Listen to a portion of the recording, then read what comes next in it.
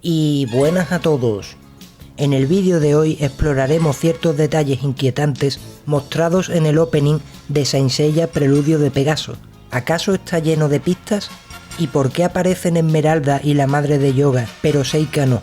¿Acaso es un castigo divino? Dicho esto, comencemos. Para darle más coherencia a todo esto, tenemos que empezar por el final. Conforme avance el vídeo entenderéis el porqué.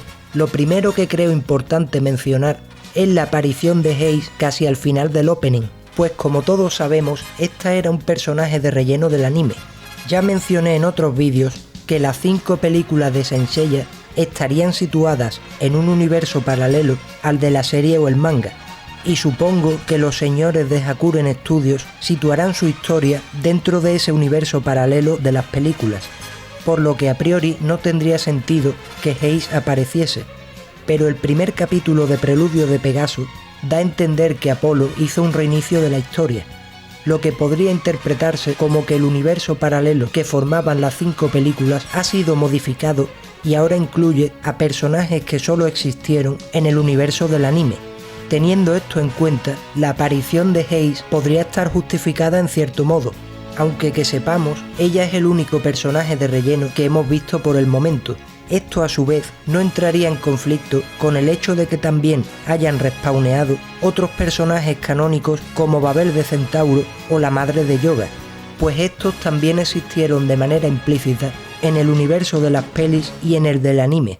En cuanto a Babel de Centauro, es cierto que aparece en el anime, pero en las películas no se le menciona, aunque sí se menciona alguna vez la batalla contra los Caballeros de Oro. Por tanto, si los protas también pelearon contra los dorados en el universo de las pelis, podemos suponer que también lo hicieron contra los de plata en algún momento. Por otro lado, la aparición de Freya no es algo raro, pues ella siempre formó parte del universo paralelo de las 5 películas, ya que apareció en la película de la Gran Batalla de los Dioses y nunca murió o algo así. De todos modos existe la posibilidad de que esta no sea Freya, sino la Natasha que vimos en la historia de Yoga en el País de los Hielos, ya que ambas son idénticas. Esta historia de Yoga se supone que es canónica, pero presenta incoherencias respecto al canon original. Igualmente creo que los de Hakuren usarán solo elementos de los universos del anime y las películas, por eso aparece Ace, así que esta debería ser Freya. Y ya que lo mencionamos antes, hablemos de Babel de Centauro. En este reinicio de la historia, mostrado en el episodio 1 del Preludio de Pegaso, parece que Babel de Centauro está vivo, pues se supone que entrenó a Eneas, uno de los aspirantes que vemos peleando por la armadura de Pegaso. Además también aparece una imagen suya en el opening. El hecho de que Babel estuviese vivo de nuevo no sería descabellado teniendo en cuenta el reinicio que hizo Apolo del que ya hablamos antes. Además es un detalle muy bonito por parte de los creadores de la serie teniendo en cuenta la manera en la que murió el pobre Babel. Pues como todos recordaremos, este no era malvado, solo fue engañado por Saga. Por eso, al igual que otros caballeros de plata, pensaba que Saori era una falsa Athena y que Seiya y compañía eran unos traidores. Pero antes de morir comprueba que Saori era la verdadera Athena. Además esta le dice que cuando vuelva a nacer luche a su lado en nombre de la paz y la justicia, y el pobre Babel muere asintiendo con la cabeza mientras deja caer unas lágrimas. Por eso me parecería muy bonito que en este reinicio, y aunque no recuerde su vida anterior, Babel vuelva a ser un caballero de Athena para cumplir con la promesa que hizo. Y si no quieres acabar como la Athena Super Saiyajin, dale like, suscríbete y activa la campanita, o vendrá Freezer a matar a Tatsumi. Ahora empezamos con lo verdaderamente inquietante. ¿Por qué en este nuevo reinicio Seika sigue desaparecida? Pues si Apolo pudo comenzar todo de nuevo y respawnear a tantos personajes, no entiendo por qué no puso a Seiya con su hermana. Así se aseguraría de que el burro alado se queda tranquilo con su querida Seika. Quizás por mucho reinicio que haga Apolo, esos dos están destinados a estar separados en cualquier universo.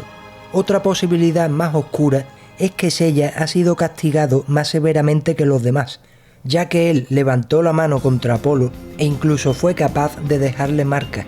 Por eso, mientras en esta nueva vida Yoga vuelve a estar con su madre, Ikki vuelve a estar con Esmeralda y Shun está con el pájaro ese, Seiya no será capaz de encontrar nunca a su hermana, pues esta habría sido la voluntad de los dioses. Incluso no sería descabellado que los dioses hubiesen omitido a Seika en ese nuevo reinicio y ella no existiese o algo así. Otras hipótesis mucho más turbias podrían ser que Seiya finalmente encuentre a su hermana, pero cuando sepa la verdad sobre el reinicio de Apolo y que Atena va a ser castigada, tenga que renunciar a una vida feliz junto a su hermana para luchar de nuevo en nombre de Atena. Pero no lloréis aún, porque teniendo en cuenta lo de Seiya, surgen preguntas más turbias. ¿Los protas deberán de renunciar a una vida tranquila junto a sus seres queridos a cambio de luchar por la justicia? Por lo que vimos en el capítulo 1 de Preludio de Pegaso, Seiya no recuerda nada de su vida anterior como caballero, así que podemos imaginar que los otros 4 tampoco. Aparte, como se ve en el opening, parece ser que Esmeralda o la madre de Yoga estarían vivas de nuevo. Por otro lado, sabemos que Kiki ha hecho ir a Seiya hasta el santuario con la excusa de que le revelará información sobre su hermana, pero todo apunta a que realmente le contará la verdad sobre el reinicio de Apolo y que todos están viviendo una vida diferente para que no recuerden que eran caballeros. Así que podríamos llegar a ver a los protas teniendo que elegir entre una vida feliz junto a sus seres queridos o una vida dura sin ellos, pero peleando por Atena. Imaginaos a Ikki despidiéndose de Esmeralda, diciéndole que, aunque le encantaría quedarse junto a ella, debe hacer lo correcto por mucho que le duela.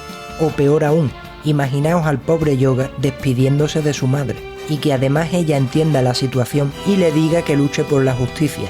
Y lo que creo que nunca superaré será ver a Shun despedirse de su querido pájaro. Ya en serio, si llega a ocurrir todo esto de que los protas tengan que elegir entre una vida feliz y una vida dedicada a la justicia y por la humanidad, creo que sería absolutamente épico, pues plasmaría de una manera muy bonita lo que significa ser un caballero y un héroe, anteponiendo siempre y de manera desinteresada el bien común antes que el propio, algo que sería un ejemplo épico del sentido del deber que tienen los caballeros de Atena. Incluso el propio Kiki está dispuesto a desobedecer a los dioses a pesar de que le espera el castigo eterno. Antes de terminar quiero anunciaros que he activado la opción de miembros del canal, así que si te gusta mi contenido y quieres apoyarlo, puedes hacerte miembro por solo $1 al mes. Y por fin he abierto el chat de Discord para que votéis qué vídeos queréis que haga, así que os dejo el enlace en la descripción del vídeo. En cuanto al enlace del chat exclusivo de miembros, os lo dejaré por las publicaciones del canal. Los patrones seréis mencionados al final de cada vídeo, así que con tu apoyo no solo ayudarás a este canal, sino a difundir esta gran obra que nos enamoró a todos desde que éramos niños. Este vídeo no habría sido posible sin el apoyo incondicional de Raúl Ramos, Mario Roldán, Sánchez Guzmán, Cristian Andri, Sim de Sakura Conan y Hinata, Guatamelón, Pablo Tormo, Lignin YGO y Víctor Martínez. Y hasta aquí el vídeo de hoy. Espero que os haya gustado y como siempre digo, si tenéis cualquier duda, sugerencia, teoría, queja, amenaza, dejadla por favor en los comentarios. Dicho esto me despido. Muchas gracias y hasta otra.